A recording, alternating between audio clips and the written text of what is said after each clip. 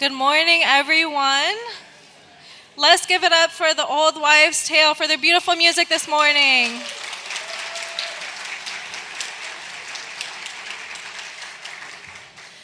It has been a wonderful morning, so I'm going to say again, good morning, everyone, and welcome to the California Conference for Equality and Justice's Interfaith Breakfast and Roots of Justice Convening.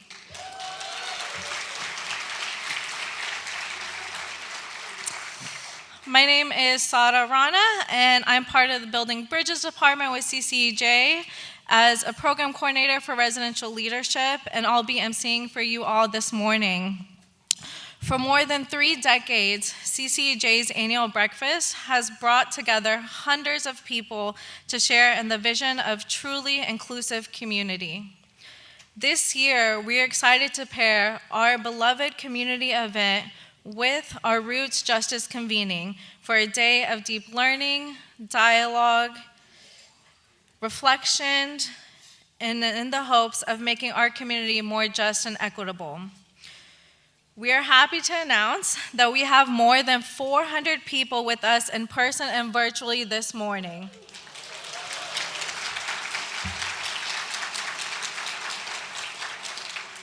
Again, I would like to thank so much the Old Wives' Tale for their beautiful melody of songs, which opened our event this morning. Please give them another round of applause.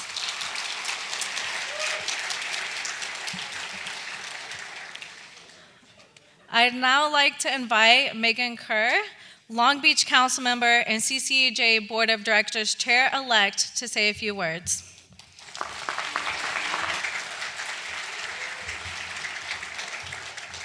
Good morning, everyone.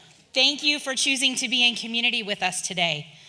We've been talking about how it's good to be back together, and I have to say being back together with you in this room today feels especially great. So thank you for saying yes to engaging with us today. My name is Megan Kerr. I'm a proud Board of Directors member here at CCEJ for the last 6 years, but we all know that CCEJ has been making a difference in the lives of folks in Long Beach and beyond for many, many decades. For the work that they've done through building bridges, the restorative justice work, and the work they continue to do in new and exciting ways with different companies and nonprofits. So again, thank you for being here to celebrate the work. We're excited that CCJ is continuing to change with the times. We're engaged in a really deep strategic plan process that will be unveiled over the summer, and we look forward to you continuing to engage with the work that we're doing here across our community. You'll notice that there's baskets on your tables with some information, some opportunities for you to continue to engage with our work on a regular basis with financial contributions if you are so inclined today. So that was it for the script, but those are the things they asked me to say. I just want to say what a joy it is to be, again, with you here this morning. And I have the opportunity to introduce not only our current mayor, Rex Richardson, but my friend, Rex Richardson. So he and I got into elected life in the same year. In 2014, he was elected to the Long Beach City Council, and in 2014, I was elected to the Long Beach Unified School District Board of Education. And we had a shared constituency in the North Long Beach area. And so we had a great opportunity to invest in a community together from multiple points to uplift families and kids. And he's been a true partner in the work and a true partner in the mission of CCEJ. So even though he may not have been formally engaged in our official work, he was always carrying the spirit of justice and community and bringing folks together and healing. So it's been an honor to work with him in that capacity. I love serving with him now as a city council mayor and mayor. So thank you for being here with us, and I invite you to welcome Mayor Rex Richardson to the stage. Thank you. All right.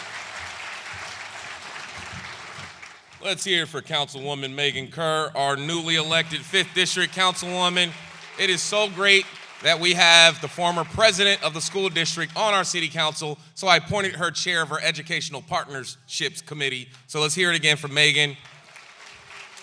And my friend Reena, who's doing such a great job in her new role here.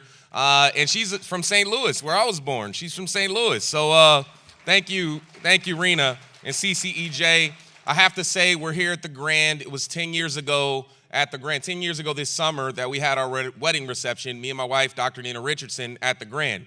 The reception, not the ceremony. We did the ceremony at the Long Beach Museum of Art, But 10 years ago, we couldn't afford to have the reception at Long Beach Museum of Art. So we were here out on the terrace for our reception, and we're coming full circle. We're celebrating 10 years this year. So thank you.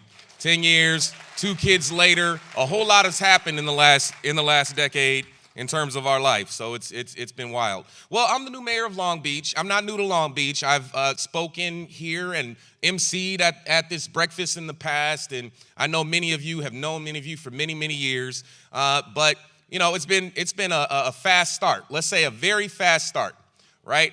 We had our inauguration, and then, you know, that was December 20th, and then 5 days later, we delivered some Christmas because I have 2 children, and they've been troopers, and so we needed to make sure that they got a Christmas, and then I took them to Legoland because, you know, they've been troopers, and they deserve some Legoland.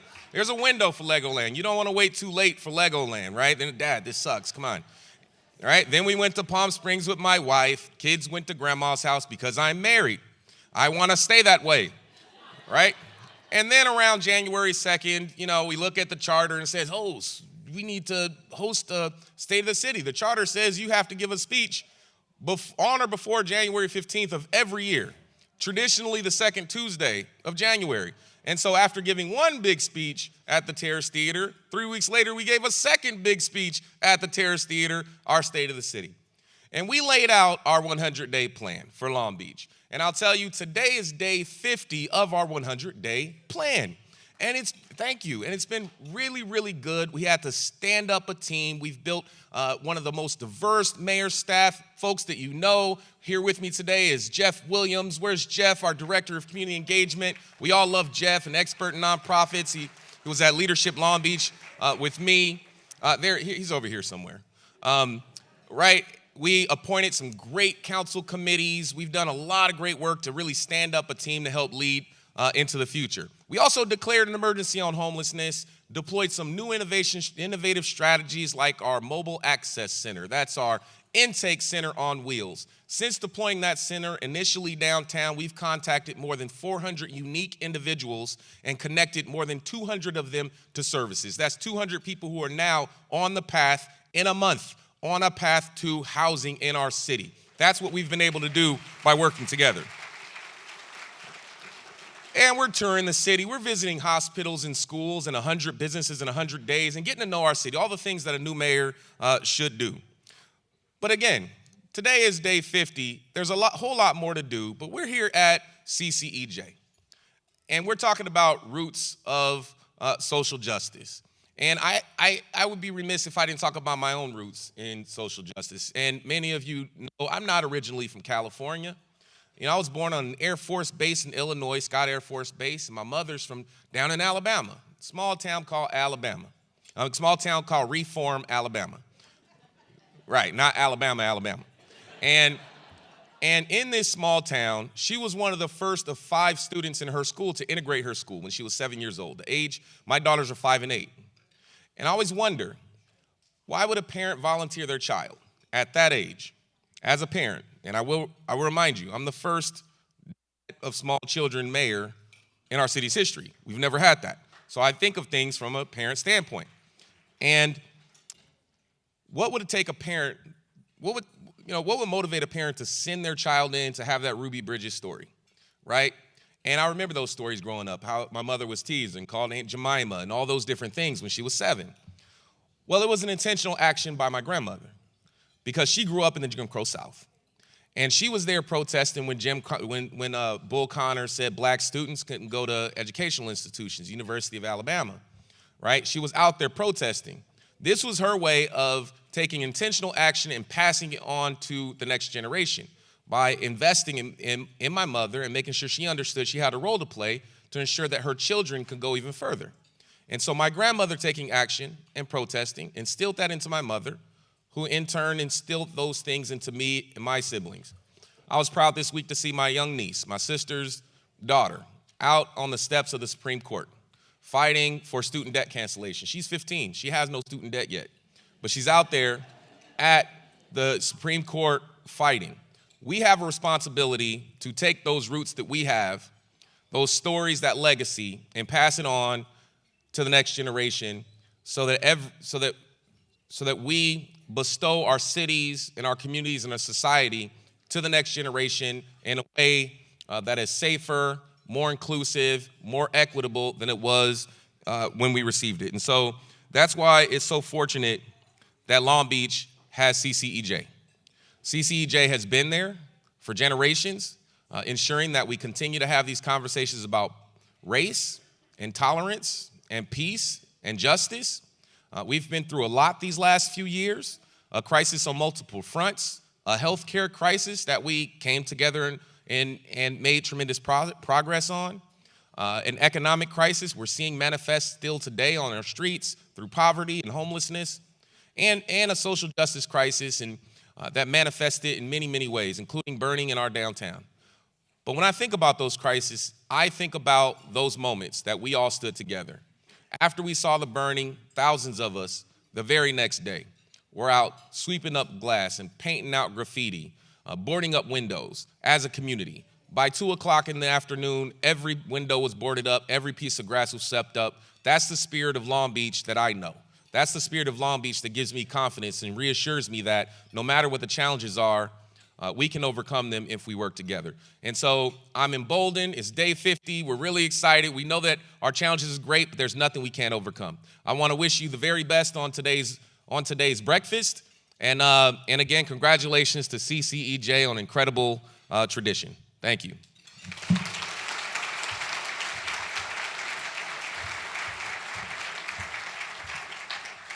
I'm a little bit shorter. Here we go. Thank you, Mayor Richardson and Councilmember Kerr. I vote that we take a field trip to Legoland now.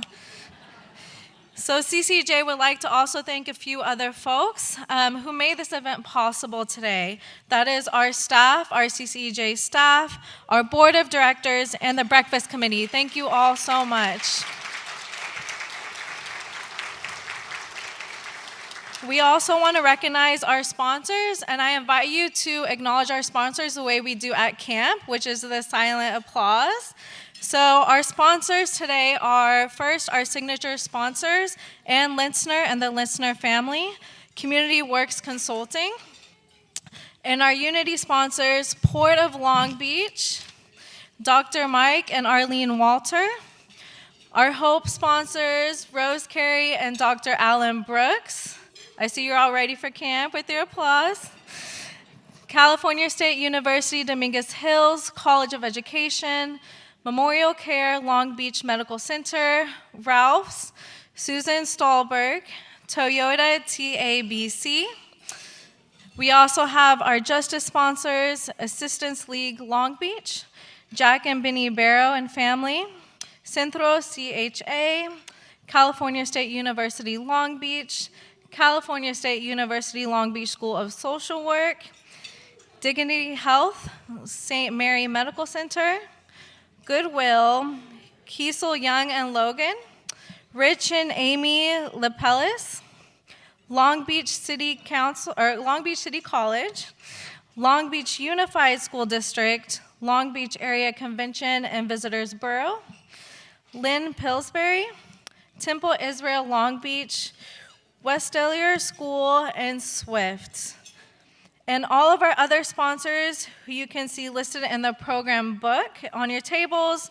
And also we have a QR code sign. If somebody can hold up that QR code sign. We got it here. Thank you all so much. You can also check out that QR code sign to see the rest of our supporters and our website. So thank you again to all of our supporters. So you may be wondering who I am and why I'm up here today, besides being part of CCEJ. This event is very important and beautiful and very dear to my soul. Interfaith has been part of my life for as long as I can remember. I am not a native of California. I'm a native of Tulsa, Oklahoma. And coming from a faith background and community that was multi-faith and multicultural, I had the privilege of going to Sunday school at the Islamic Society of Tulsa in Oklahoma. And when visiting my aunt in Kansas City, I had the opportunity to go to Antioch Southern Baptist Church to Sunday school there. So I had a pretty unique experience. But one thing that I had the joy of seeing as a Muslim was seeing my mother bring community together in synagogues, temples, mandars, gurdwaras, masjids, church, communities, and other centers. It is through her example that I learned the importance of interfaith work and intercultural work. So today, I am thrilled that we can join together today in spirit of curiosity, joy, and human connection, working towards a common goal of equitable community. Now, I would like to invite Paulina Pina Garcia up to the stage to join me. Paulina is CCEJ's Development and Engagement Coordinator. She has led the planning of this year's breakfast. She shares my love for this event. Friends, please welcome the Tina Fey to my Amy Poehler, and the Steve Martin to my Martin Short, Paulina Garcia, live from Long Beach.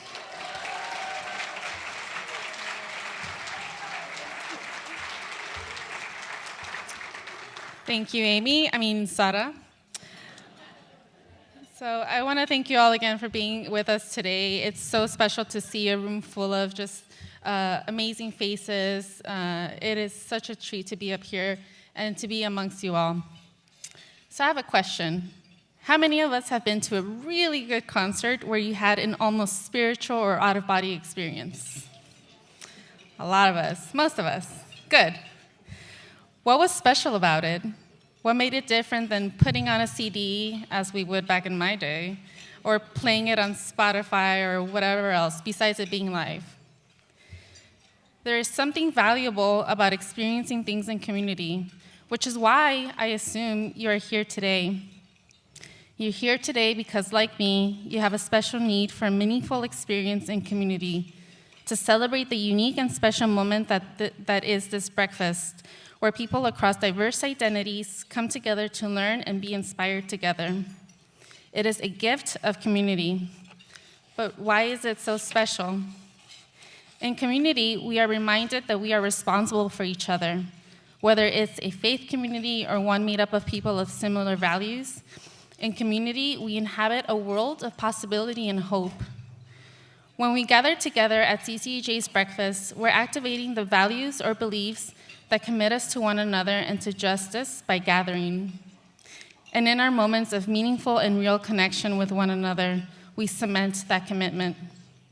Like Audre Lorde said, without community, there is no liberation. We hope today that you leave this space not only inspired, but committed to one another in our connected fights for justice. In that spirit, we invite you to share with a neighbor your reflection to the following question.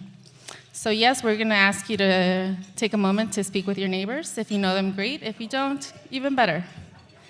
So the question is, what is an important equity and justice issue in your community? If you're part of a faith community, we invite you to share that with your neighbor. How are you involved in addressing the issue?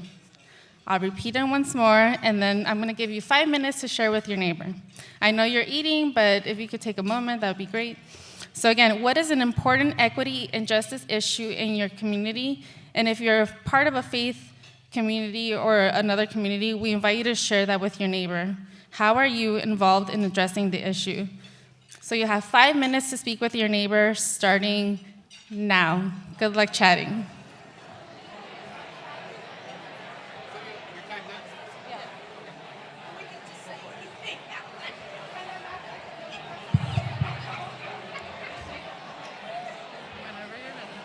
Hello, if we could come back together. Thank you. Hello, if we could come back together.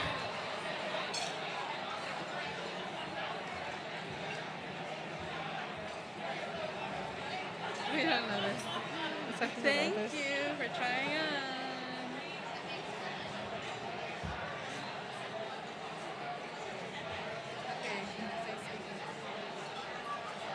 Hello, everyone, if we can come back together.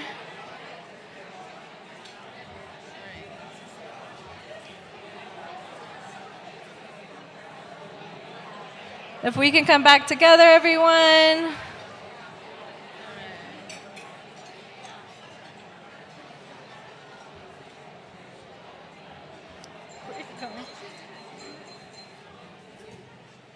All right, this is love. Love will bring us together. Think of me whenever.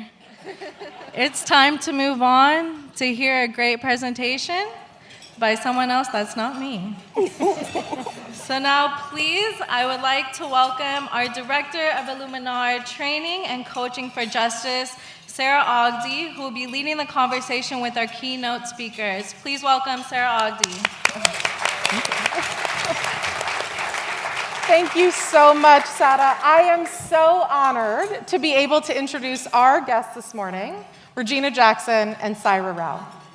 They have kicked off a movement designed to hold white women like me and like many of you here accountable for our role in upholding white supremacy. And they started by hosting experiences called Race to Dinner. With Race to Dinner, Regina and Saira spend a meal with 8 to 10 white women, having direct and revelatory conversations about racism.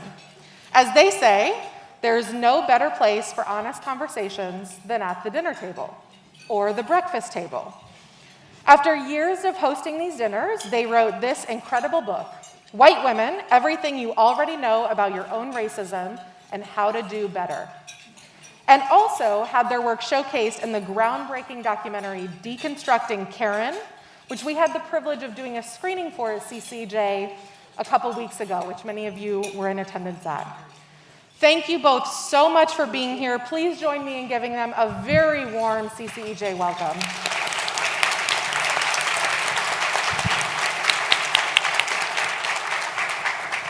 So your work has clearly been very impactful in the past few years. I'm so curious if you could just tell us a little bit about what initially led you to starting these dinners and to writing this book.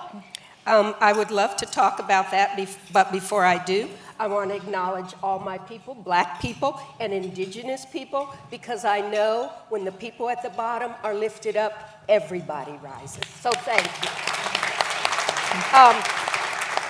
Saira ran for office in Colorado, Denver, against a longtime incumbent Democrat woman.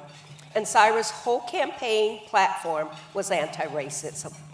So every time she would give a speech, white women would line up around the block to talk to her. And what they wanted to say is, not me. I'm not racist. It's those other white women. So Saira was courting votes. So she would entertain these women for breakfast, lunch, dinner, cocktails. She always picked up the tab, and she was paying a babysitter. So I had a white friend in the neighborhood who came to me and she says, Regina, I'm just done with Saira. She hates white people, but if you can get her to go to lunch with me, I'd really like that. So I go to Saira. I worked on her campaign, and she said, I'm not doing that anymore, but if your friend wants to have a dinner and invite her white lady friends, and you do it with me, we can do that. So we did a couple of dinners, and out of that, we looked at each other and we said, let's start a business, not a nonprofit, because white women think we should pay them for learning about racism. So we're going, no, we're going to do it, but you're going to pay us for our labor. And can you hear me? Can you all hear me? Okay. The straw that broke that Karen's back, the thing that inspired her to say that I hate all white people, as I said on Facebook, Beto O'Rourke is a white savior, and I just donated to his campaign, and if you live in Texas, please vote for Beto O'Rourke, because multiple things can be, are, and in fact true. So that's what did it, right? And that first dinner we had was full white woman Broadway musical. Crying, arms folded, laps around the table. And so that's when I posted it on Facebook. It went fully viral. And a white woman in Los Angeles who had been following my congressional campaign reached out to us that very day and said, I want to do a documentary. I've been following your work and haven't been able to figure out how to capture it. And now through these dinners, let's do it. So that's how Deconstructing Karen came to be. Incredible. And so you've described this work as having radically honest conversations about race. Yeah. And so I'm curious, from your perspective, what does it mean to actually be radically honest about race? Well, I want to do a little preface here. Some of you are going to leave with hurt feelings, okay? And it's okay, sit with that, be in your feelings, understand that being able to manage your feelings is what we call emotional intelligence. Take that to the altar. We're not interested. We are not interested in managing your feelings. It's called adulting, okay? So what was the question? What a beautiful example of a radically honest conversation about race. That's Can you what say it more is. about what that means? Yes. Yeah. So, part of the reason we've never been able to move beyond racism in this country is, number one, we don't talk about racism. We don't talk about it. And number two, we're not honest, okay? Now, let me give you a good example. We know, as a person of color, that white people need their guns to protect themselves from us. Okay, we know that, but they will never say that. They'll say, it's my Second Amendment right, and blah, blah, blah. Tell the truth. Yeah, and also, I firmly believe that the reason we can't get anywhere is we haven't had truth and reconciliation. And the sort of pivotal part of that phrase is truth. And we're constantly, it's the Republicans are bad. People in the South are bad. It's white men who are bad. It's always this. Karen videos go viral because, and white women love to share Karen videos because it's like, look at that woman, that's not me. No, we are all racist. I mean, white people are all racist, and all non-black people of color are anti-black. That is, we can get to that afterwards. But we've all been put through the sausage factory, and when you've been put through the sausage factory, you do in fact come out as sausage. There should be no hurt feelings around there. We all have to breathe, and so too we've all come out in this white supremacy factory. So let's look at that. Let's look at that. Let's talk about how that presents itself in all of us so we can make it right. But this whole not me, not me, not me doesn't get us anywhere. That's why in 2023 we're on the precipice. We're standing on a cliff looking at full-blown fascism because nobody is taking personal accountability. And so what it means is we need to put our own oxygen mask on first before we can go become white saviors for everybody else. Yep. Absolutely. Thank you so much. So it's impossible for me to ever take my trainer hat off. So I want to make sure that we all are using words in the same way and that we understand the common language that we're using. And so I'm curious, how would you all define white supremacy and anti-blackness? What should we all know about those words as we're going to be using them in this conversation? White supremacy is, there's this pyramid, and it starts with, at the bottom, is indifferent, okay? And then it goes up and up to where you're at the very top, and it's genocide. And it's what happened to Native Americans in this country, okay? So it is this belief that white people are better than everybody else, just because of the color of their skin. That's what white supremacy, and then it goes down from there into indifferent. So if you are indifferent to the pain and suffering of other people, guess what? You might be a white supremacist. And also, in all hierarchies, right, you have to have a top and a bottom. So at the top is white, and there has to be at the bottom, and that's black and indigenous, and the rest of us are somewhere in between. If you've read Caste by Isabel Wilkerson, she talks about it beautifully. Amazing. And so before we continue kind of the deep dive into your work, we wanted to give folks a grounding, but we also want to get to know you two as human people doing this work. And so I'm curious, what is your favorite thing about working together? Well, we like each other, and we have a lot of fun, and we talk the S word to each other. I'm not supposed to say that, so yeah, basically.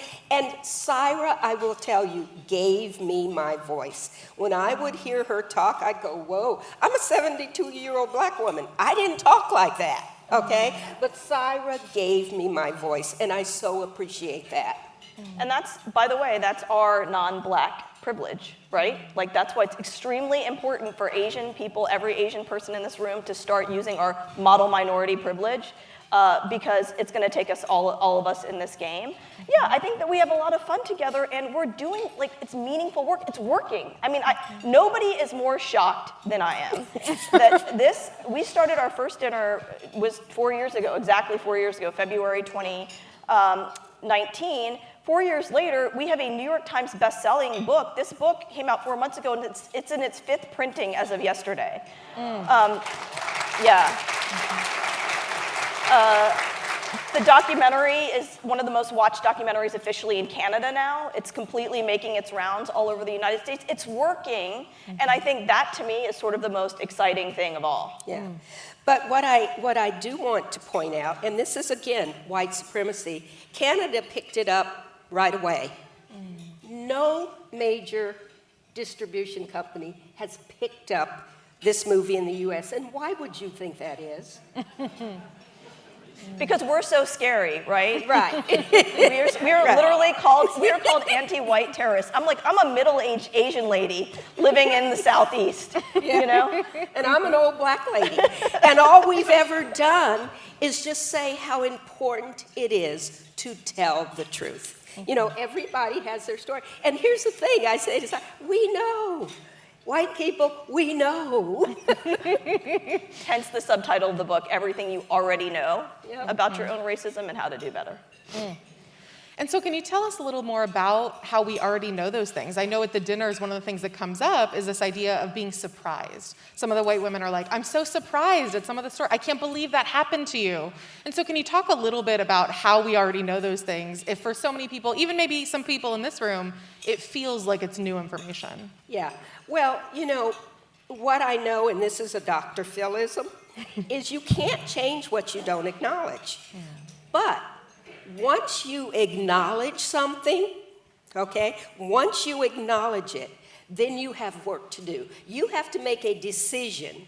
Am I going to change this, or am I going to keep it the same? And that's why it's not acknowledged, because it's easier to pretend like you don't know. You know, and we know you know. And the reason we know you know is who created white supremacy? Anyone know the answer to that? White people. White people created white supremacy. White people have benefited from white supremacy. White people move white supremacy forward. By the way, benefit from it until you don't anymore. And I think we're actually seeing how white people absolutely do not benefit from white supremacy anymore in this day and age. So you wrote the script. You've amassed dizzying wealth and power from it. For you to come to us and be like, tell us, I'm here to listen and learn. Really? You wrote it. You wrote it. It's like Shakespeare asking people what like 12th night means, you know? So you wrote it. You know what's in there. But your feigned ignorance is foundational. You got to pretend like you don't know. So that's the shock. So I even heard it in the room just now. Around when talking about Ruby Bridges now, I heard some, right, come on. Like, let's drop the shock, because when you act shocked about horrible things that are happening every day, you're pushing it away. It's not me. It's, oh my God, I have no idea. It means that you're not paying attention. And if you're not paying attention, you're not doing anything to fix the problem, and you're upholding white supremacy. So shock around this stuff is upholding white supremacy. And that's that indifference on the bottom of the pyramid. Indifference. You know, one of the things that I like to talk about that we can't seem to get people talking about is guns, okay? We have people dying every day from gun violence. And you know which group is the largest in terms of gun suicide? Middle-aged white dudes, okay? Middle-aged white dudes are dying of gun suicide more than any. But there's this feigned ignorance again about why we have the guns.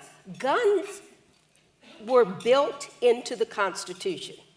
It was actually because slave owners needed to be able to control their slaves. And that was done by owning guns. So, you know, if you don't know the truth, look it up. But stop telling us, oh, I need this for my personal protection. No, you don't. And we're all paying a price. Our children are being shot up in their schools. People are being shot up in supermarkets, in synagogues, in churches. We just had a 16-year-old child shot in the school parking lot in Denver, and another 12-year-old shot for stealing a car. So either we're going to continue to die slowly by gun violence, or we're going to decide as a society that we have had enough. And your right, your Second Amendment right, does not overrule my right to stay alive.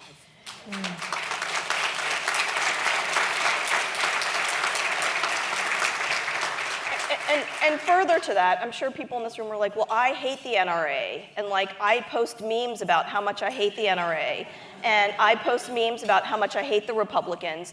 Listen, it's not just the NRA. Like that's the easy boogeyman. It's not just Trump.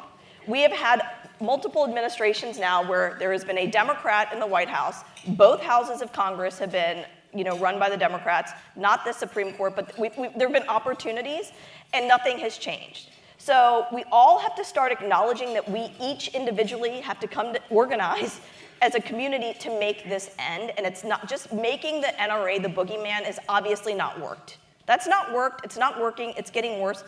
Colorado has some of the most stringent gun control laws. It's not working.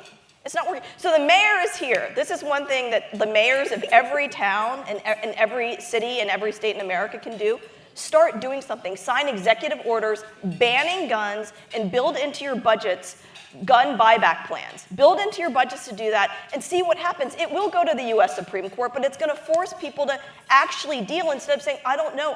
Joe Biden can sign an executive order today. Obviously, it would be litigated, but it would buy us some time to get some data around how gun violence has dropped. So we all have to stop pretending that we don't have power. And by the way, white women, literally, this is white feminism, see everything through a gender lens, right? So they're oppressed by white men. I'm powerless. If you are a white woman and you think you're powerless, you're ignoring your white power. And if you're ignoring your white power, you're upholding white supremacy. Start organizing. Absolutely. I know something that comes up in a lot of my conversations with white folks is this idea that they are anti-racist. They're against racism, but they just don't want to get too political. And something tells me that that is not a concern for the two of you. And so I would love if you could talk a little bit about how you would respond to someone who just doesn't want to get into some of the touchy subjects, doesn't want to get too political.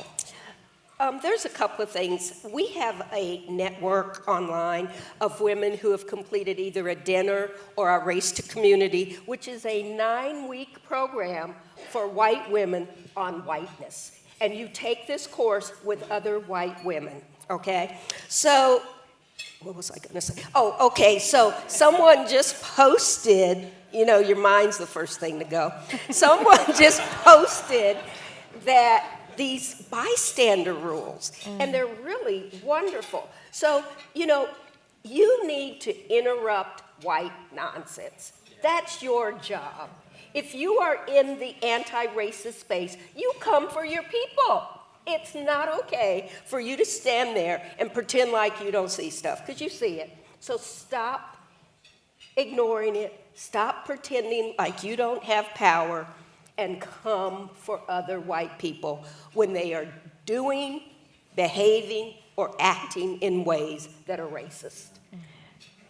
Also, if we lay this out very clearly in chapter 1 of our book, which is perfectionism, white woman perfectionism. So if white womanhood is a house, perfectionism is the foundation.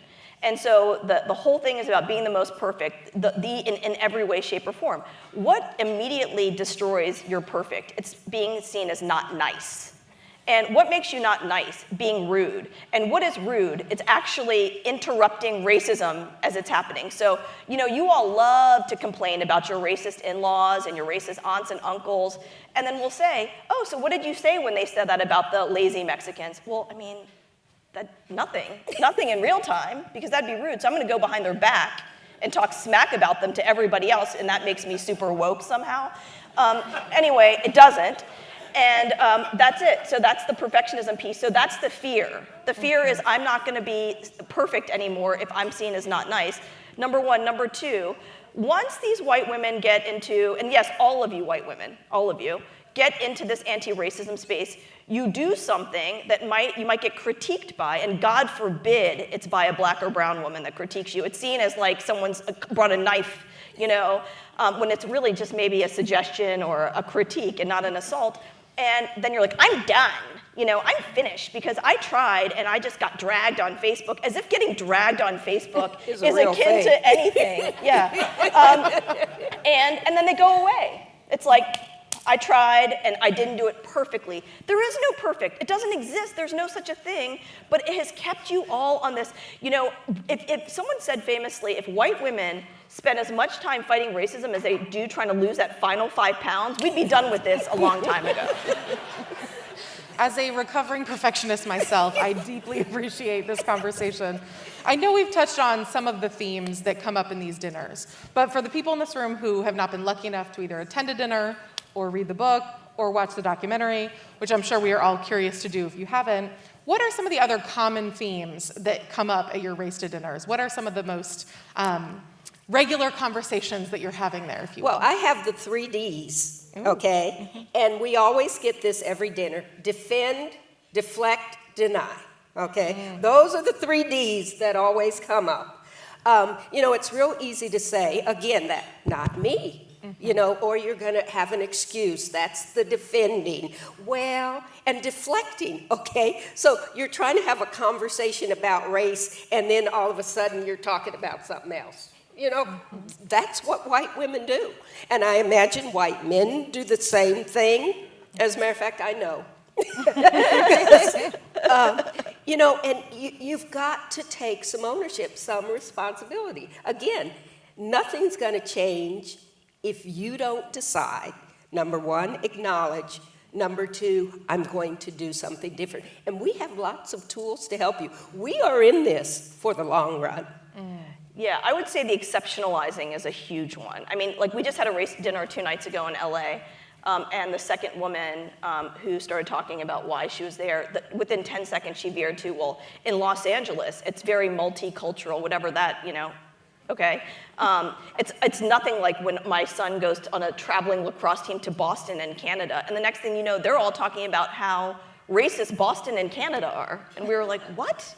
You know, it's that. It's always, Deflect. you know, people tell us their civil rights resume, they've given money to ACLU, they've given money to Planned Parenthood, they're on the Democrat, like, okay, like just like being a Democrat doesn't make white men, you know, and men, all men, impervious to sexism. I mean, breaking news, all men are part of the patriarchy and sexist, you know? Even Democrats.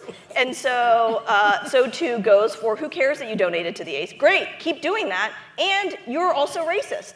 So let's start talking about that. It's the exceptionalizing, it's the deflection, and the white silence. The silence of in real time, when it's happening. Tell them about what happened at King Soopers. Oh, I think this is in the book, but I went to the grocery store, my local grocery store, and I'm standing in line at the customer service line, and there was a very little Hispanic, when I say little, I'm 5'2", and she came up to here, Hispanic woman trying to get her card through. Well, there's a white woman who's being served by the person at the first, and all these white people behind me, the 2 clerks were white, and this woman won't let her by. So I finally say, me, the black woman, you know, if you just move your cart over a little, she could get by. She says to me, and who's going to make me, you? So my response was, you can take your white privilege ASS and go straight to hell. So, of course, the first thing she did was call security. So I come out of the line, and security's waiting there, and I go up to her and I go, is it so hard to be a decent human being? And she pushes her card into me, okay? And he goes, no, don't do that. And he walked me out of the store because I'm sure their position was get her out of here. He said, you know, you could press charges for assault. I go, I know that, but I'm a decent human being. But it was the silence of everyone around, and it happens, and the reason this is such a good anecdote is it's just going to the grocery store, right? It happens all the time. Start speaking up in real time when this stuff happens. Oh, and you know, this is when people who were immigrants coming across the border were being locked up in cages. Yeah. You know, so I'm sure this woman was the Latina was very conflicted about, do I say anything or do I stand here? I don't have a problem. I'm always going to say something. Always. So with that amazing transition, we would love to hear from some of you in this room who I'm sure have some swirling thoughts and maybe some swirling feelings happening. First of all, I want you to just check in with yourself, take care of yourself, take a few deep breaths if you need to. And then if you feel ready, on your tables, you have these very brightly colored strips of paper. And we're going to ask you to jot down some questions on these paper if you would like. And then our amazing CCEJ team will come around and collect them so that we can kind of highlight the most common questions, common themes that are coming up, and turn those over to our folks You're here. also welcome to leave compliments. So. We also accept affirmations. So while folks are kind of thinking about that, so I'm putting my trainer hat back on. This is a silent activity for those of you playing at home. You can. This is your own personal question. What I also want to share with you all, I want to bring it back. We'll bring back our I love you so much. Love brings us together. I love you so much. All right, so as you are thinking of your questions, what I also want to share is what many of you know is coming after this session. So after this session, we are going to be spending some time in what we call racial affinity groups. And what that means is that you will get to choose, based on your racial identity, a group to go to have conversation with other people who share your racial identity. And so we'll be sharing more about that afterwards, but I just want to say that we will have lots of time to have conversations about this dialogue. And in this moment, we're just focusing on questions for our speakers while they're here. So all of your own thoughts and feelings, if you want to use these to jot them down for the affinity groups, you can do that. But I am going to ask you to keep our attention up here at the front so that we can finish this conversation. So all of my friends who are talking to our neighbors, we're going to save that conversation because we have a whole day together. So as folks are having so many good conversations already, I'll get some after. I would love to, thank you so much. I would love to, as folks are writing their questions, I'd love to talk a little bit more about how the media has responded to your work. And I know you spoke about the documentary. There are some clips on your website that have some really spicy conversations. And if I can, I would love to read a quote from one of those interviews, if that's possible. Thank you. So as much as I don't want to give this person airtime, it does feel like an important quote. So Jesse Waters on Fox News had the following to say 2 days after your documentary aired in Canada. America is under attack tonight. A cross-border war has been waged by our northern neighbors. First, they went after the dairy farmers. Then they went after the truckers. And now, Canada's black-faced prime minister has waged a war on white women. And much like Pearl Harbor, it is an attack we didn't see coming. The Canadian Broadcasting Company paid for and aired a new documentary called Deconstructing Karen. It's about two American race hucksters named Regina Jackson and Saira Rao, who charge self-hating white women thousands of dollars for the privilege of being called a racist over dinner. So I would love to know, why is this man so scared of you?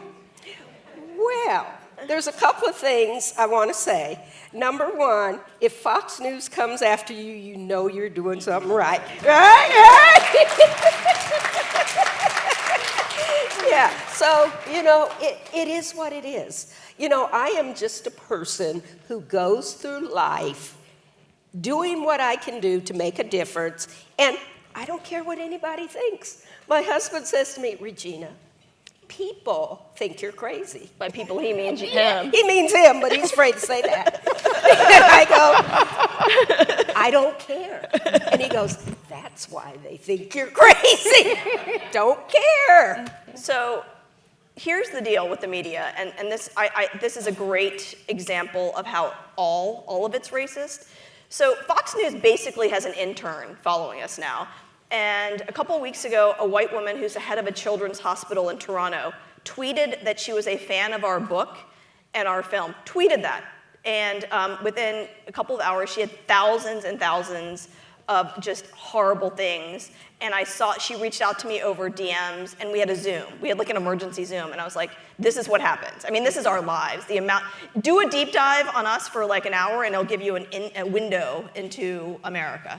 And I said to her jokingly, I was like, I think that Fox News has an intern on us. This might even become a Fox News story tonight. Ha ha. 5 hours later, she emails me. It was Fox News did a piece on a white woman who liked our film and book. That was the piece. What happens next? New York Post picks it up. Daily Mail picks it up.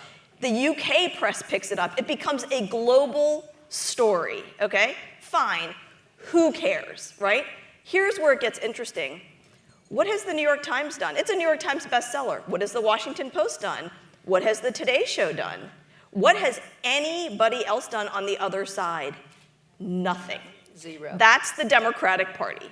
That is the white silence and the white supremacy of white liberal circles. We have had how many Penguin Random House is our publisher. They have had their entire press and marketing teams, and they've said, we've never seen anything like this before.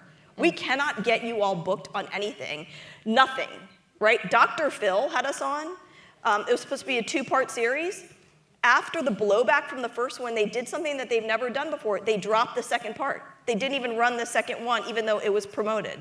So who cares about Fox News? The real interesting thing here is the silence of all of your legacy heroic papers, New Yorker, The Atlantic.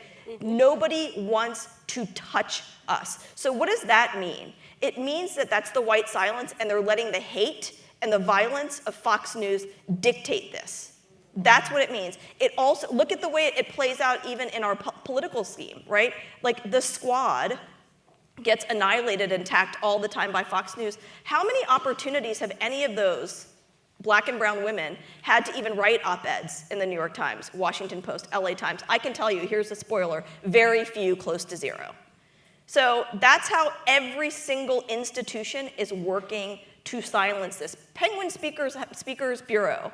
We are one of the biggest sellers for that publishing house right now. 6 white women run the Speakers Bureau. Guess what decision they just made? They're not going to represent the 2 of us in their Speakers Bureau, and they're one of their biggest sellers. So big liberal New York City publishing, it's all the same nonsense. Yeah. Not Netflix, Hulu, Showtime said out loud that they wouldn't touch this movie with a 10-foot pole. So it's institutional blocking at every turn. But guess what? We don't really care because the train has left the station. You can get on the bus. If you're not going to, just get out of our way. And here's what I always tell white people. White people, if you're doing this work, and if you're doing it rightly, that means speaking up, that means saying to grandma, you can't talk like that in my house. That means doing all the things that you know you're supposed to be doing. You're going to lose friends, you're going to lose family members, and you may even lose jobs. But what you find on the other side is your own humanity. And liberation. Isn't liberation worth more than a job?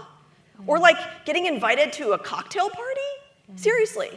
That's how low the stakes are. That's the other thing in these dinner parties. I'm scared. What are you scared of? Well, I have kids. Yeah, so do we.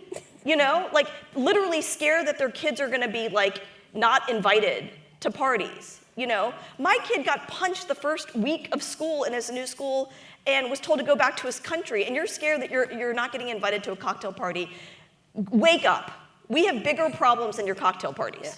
Yeah. And over 4 years, we have not killed one white woman yet. Nobody has died. Nobody has died. No one has died from hurt feelings, is what I'm hearing. So to that end, I think something else that comes up in these conversations is the idea that having these conversations and talking about white people and how we uphold white supremacy is inherently divisive. Yes. That we should be talking about unity, we should be talking about coming together, and that it's actually kind of reverse racist for you to even say anything about white people because then it's putting us on blast. So tell us about that. There is no such thing. When you are used to being privileged, equality feels like oppression. Okay, so all you reverse racist stuff, get over yourselves. Yeah. And you know what's divisive? I would argue that the genocide of indigenous people and the stealing of land is divisive. I would argue that the genocide and enslavement of African people is divisive, that the Chinese Exclusion Act is divisive, that Operation Wetback is divisive, that the Muslim ban is divisive, that the trans ban is divisive. Talking about these things is not divisive, it just makes you feel bad. And people say, it's complicated, it's complicated. No, it's actually really simple. White supremacy is really simple. Your feelings around what you're gonna have to do to make changes in your life might be complicated, but in and of itself, it's not complicated. Yeah. And nobody dies from hurt feelings unless, I'm going to say, unless you're like a prepubescent teenager, you know, and kids are, but no grown people die from hurt feelings. Whew, some of these questions are so good. So first and foremost, why doesn't anybody challenge the misuse of the word woke? Well, woke is code for black. And so that, like, now that we're hearing it all the time, it's a dog whistle for anti-blackness. That's what that is. Mm-hmm. Mm-hmm. So anytime that we hear woke, we can just substitute that for... I think so. Black or trans. Mm-hmm. Those are the, and God forbid you're a black trans. Yeah. Black trans women are the most, this is back to like critical race theory. You uplift the most marginalized and all boats rise. We need to be protecting black trans women and indigenous trans women with our lives. We need to be protecting them. Yes. Thank you. Oh, goodness. How much time do you all have? We have so many good questions. Oh, look at this. Is there a compliment in there? I like your outfits. Okay, good. Thank you. Thank you. Well, whoever shared that. Thank you. So this one hit me right in the feels. I'm a black mother of a very young boy. I'm exhausted with teaching and protecting him on just how to live and be. Any suggestions on how to keep pushing forward through the exhaustion and thriving through racism as a black mother? Thank you. 2 things that I do every single day. I get up and I affirm myself. So I go on Pinterest and I look for affirmations and I save it and I say these things to myself every single day. I look in the mirror and I go, yeah, Regina, you are all that. And you have to, because this society is not going to affirm you. So, and the other thing I do, at the end of every day, I give grace and gratitude for what I have, what I'm doing, who I am. So those 2 things really help me to get by. So just learn to affirm yourself and each other. I started, every time I see a black person, I acknowledge them by hi queen or hi king. My daughter goes, Mom, stop it. It's so weird. And I was telling this lady in the grocery store, and she said, you tell your daughter that you made my day. So I keep doing it. And so on the other side of that, as a non-black person of color, how do you reconcile strong feelings of pride and patriotism with the knowledge of the history as it relates to race relations in the U.S.? Well, this is a tough one for me, and this is why a lot of people call me an anti-white terrorist, I think, is I can't reconcile that. I don't have strong feelings of patriotism. I quite honestly can't figure out how anyone does, because I don't know what that is. Like, when we're being patriotic, what are we being patriotic towards? And I think if and when this country wants to have a sincere truth and reconciliation, I am all about that. I love American people. I'm an Indian American. What Regina always says is, why are white people the only real Americans and the rest of us are hyphenated, But in terms of patriotism, if we're looking at the country, it really is a rinse and repeat cycle of hate. And even the South Asian diaspora, why are we here? We're here because the British committed genocide over there. It's global white supremacy. And so this whole notion that we got to come here because America's biggest ally, Britain, wrecked our country. So what did we do when we came here, right? Civil Rights Act was passed in 1964. Lots and lots of black people died during that, right? For all of us. The Immigration Act of 1965 was passed right after that on the heels because of, and that's how my family was able to come over. So we were able to leave the death and destruction over there, come here, and we were made to feel like we were so lucky. We should be so lucky. Really?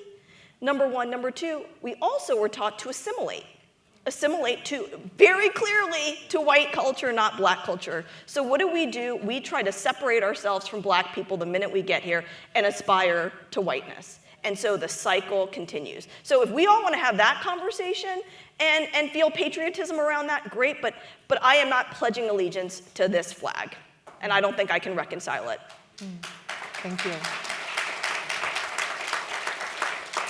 So going back to the roots of this event as an interfaith breakfast, as many of you know, first of all, this starts with you both are terrific, double underline. I want to make sure that you get that part. Thank you. As a Jew, I'm concerned about Jews of color feeling unaccepted in some synagogues. Do you know anything about this? What are your thoughts?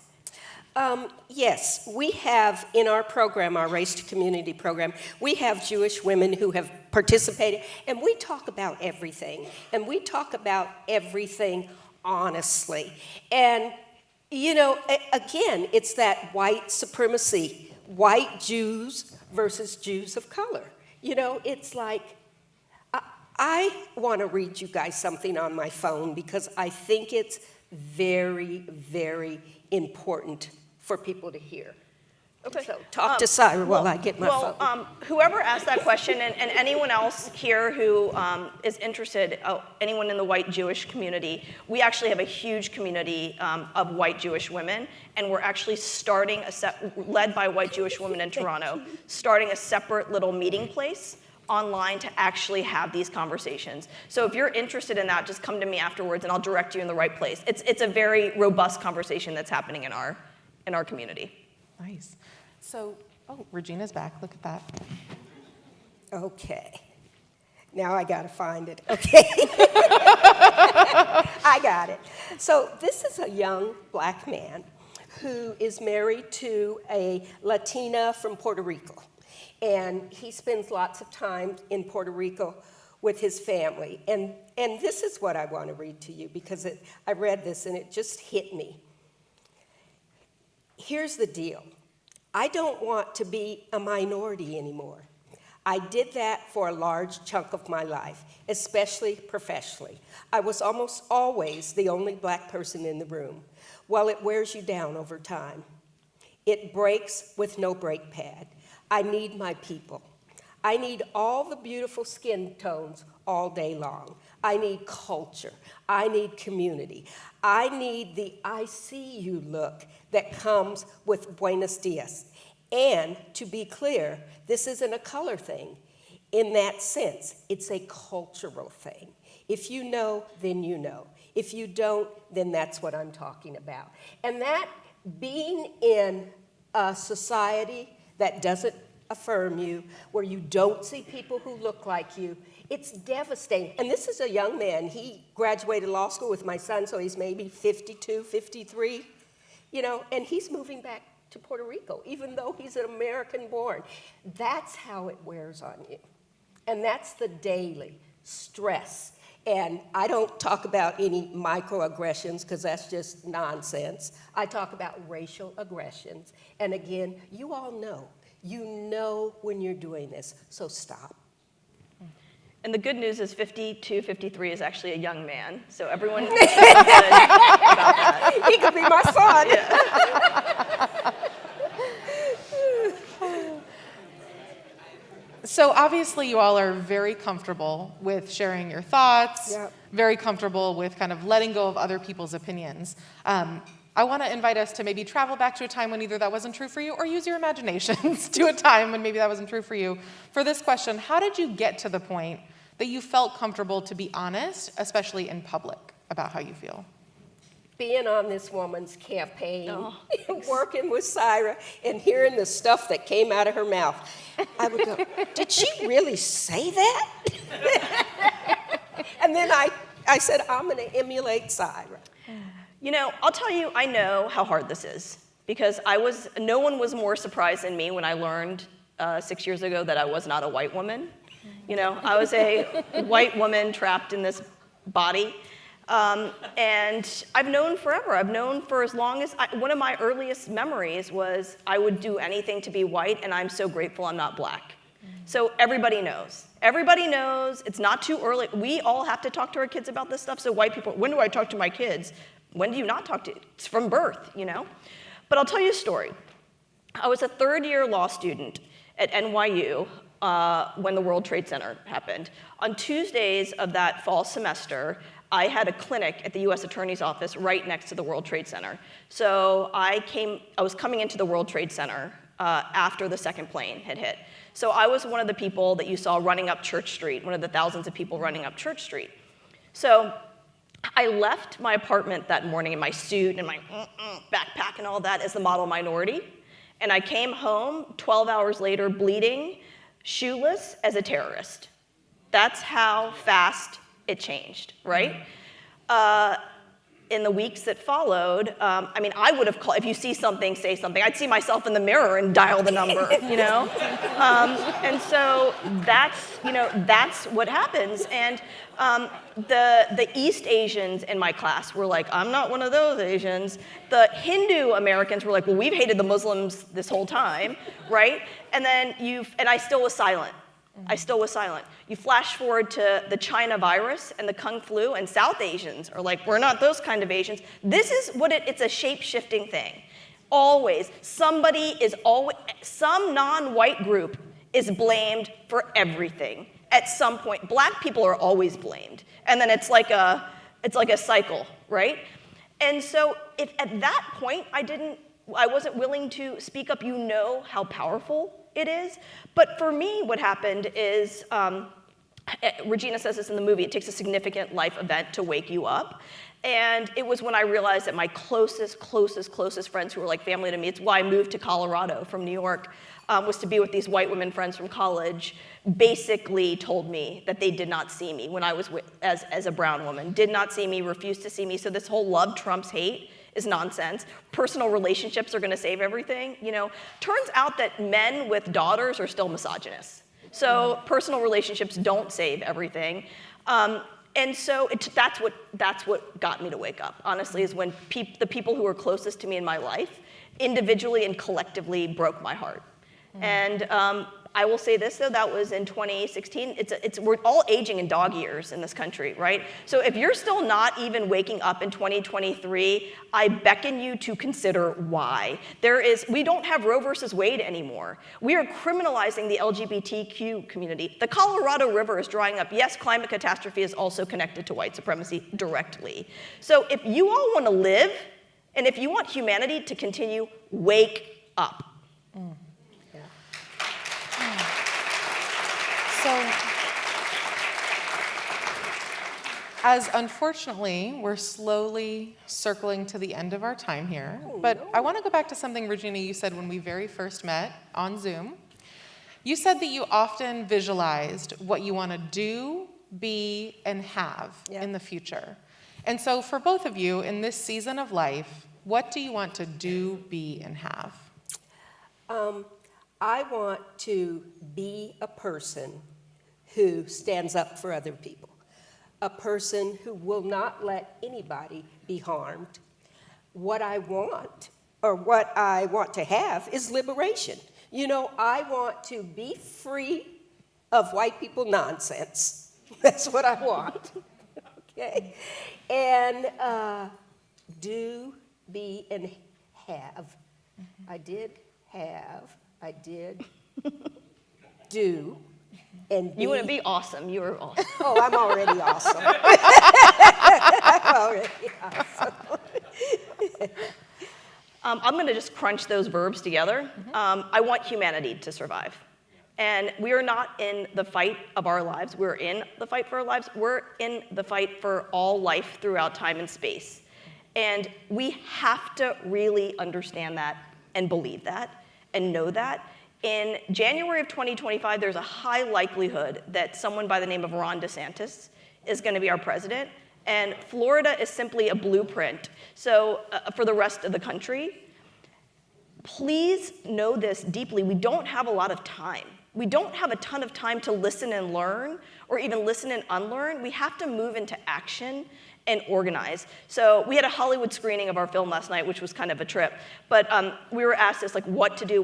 Please, please, please Start pooling resources and start sending money to Black organizers in Florida. For all of us and for humanity. We have to be moving into action. That's what I want to have. So all of our kids, all of our grandkids, all of our dogs and cats and trees and mountains can survive. That's what we're dealing with right now. As someone who was born and raised in Florida and moved here 4 years ago, I deeply appreciate that call to action. And so as we are coming to a close, I want to ask one more two-part question as our final response here. What do you want to share with people of color here in the audience today? And if there was one thing you wanted white folks, especially white women in the audience to hear, what would it be? As you all know, we're leaving this conversation to go into racial affinity groups. And so what do you want us to kind of chew on a little bit as we're moving into those spaces? I want Black people to know you are all that. You are all that.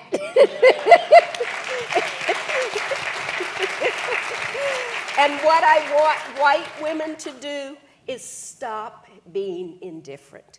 Get in the game, do the work, use your voice, use your power. These white men, they're your husbands, your sons, your fathers, your grandfathers, your uncles.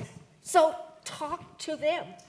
Learn and talk to them and convince them to be on the right side of history.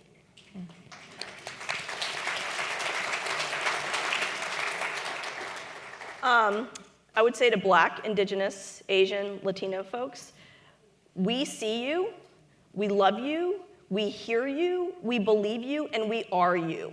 So that's that number one.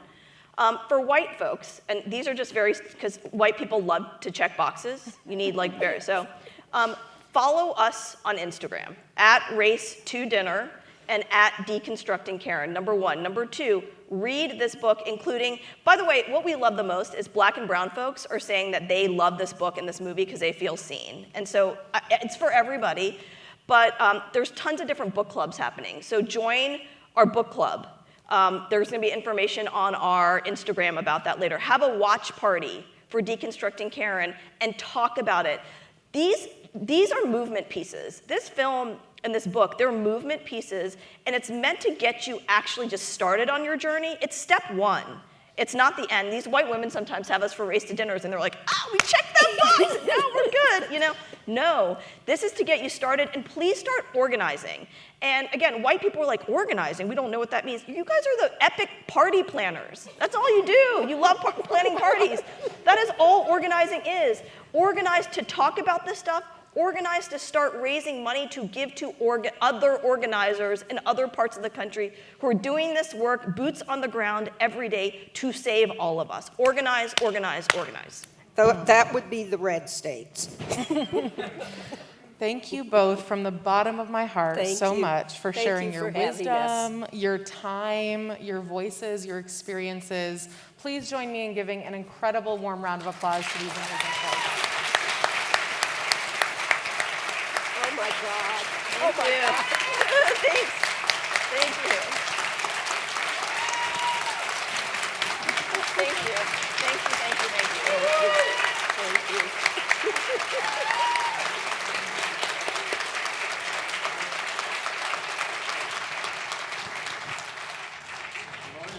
Whatever I had in my head to say, I'm not going to say because this was incredible. I am Reena Hajat Carroll. I'm the executive director of CCEJ, and it is my true honor to share the stage with these three women and, of course, all of you. Thank you, thank you, thank you. Thank you so much for being here.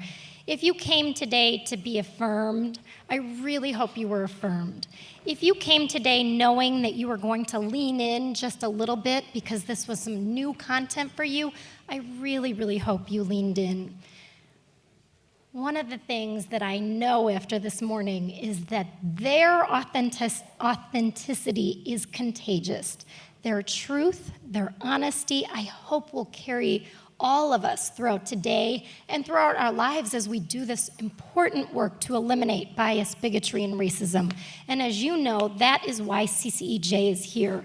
We are here to lead change, to make this world a better place. And we can only do that by being honest about these conversations, about moving away from being performative and doing much more of what these two women said. Before I move on too much, I want to take a moment and thank a few different groups of people. One is our incredible staff of CCEJ. If they could please stand. Sarah, stand. If all the CCEJ staff can stand.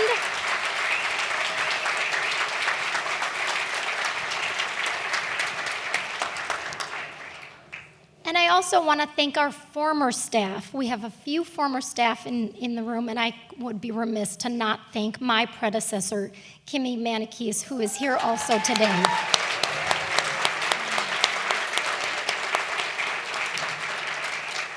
Kimmy, the work that you, Wendy, and Margot did throughout the last several decades was really the primer for today and allowing us to have real conversations that are going to make impact, hopefully like in no other decade. Thank you so much. I also want to thank my amazing board of directors, and I'd like them to stand if possible or raise their hands.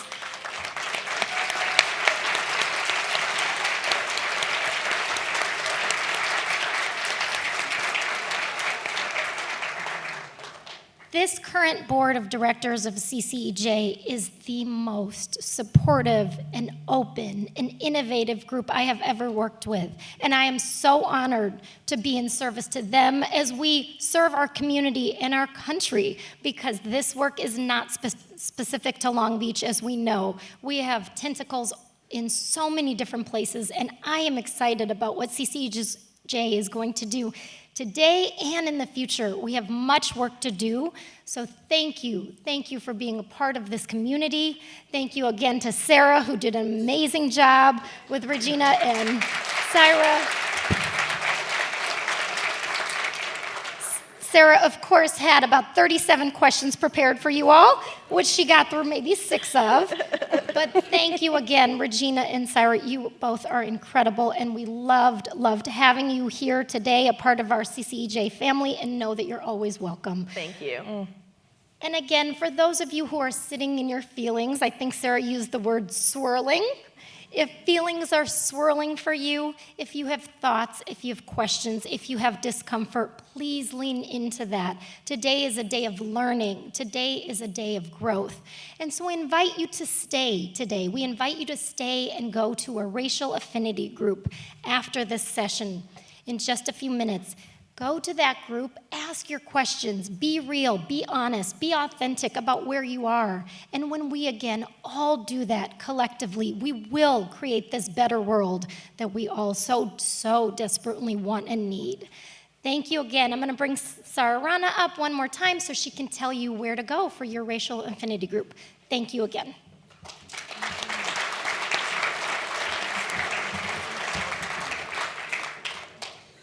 Thank goodness Reena and I are about the same height. So in a few minutes, Regina and Saira will be signing books on the Palm Terrace. And I can tell you, as a Southern-raised Muslim, Pakistani, Native American, I am marinating a lot of this, and I need to get myself this book too. So if you all would please, in a few minutes, Regina and Saira again will be out in the Palm Terrace to sign books.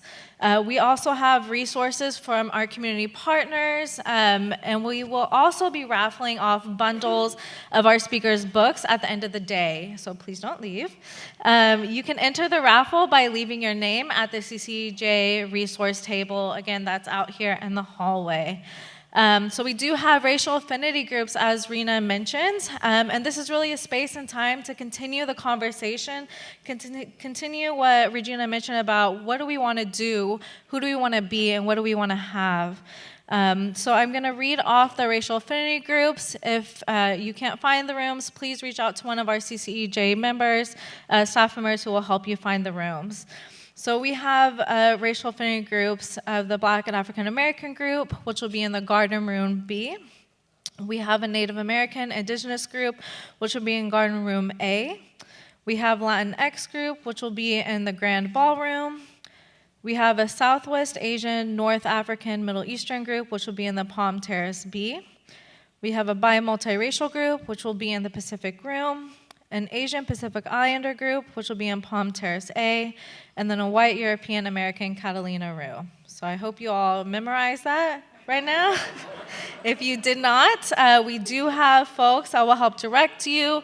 And before we do leave the space, I do want to give another thanks to the staff of the grant who helped prepare a beautiful meal for us today.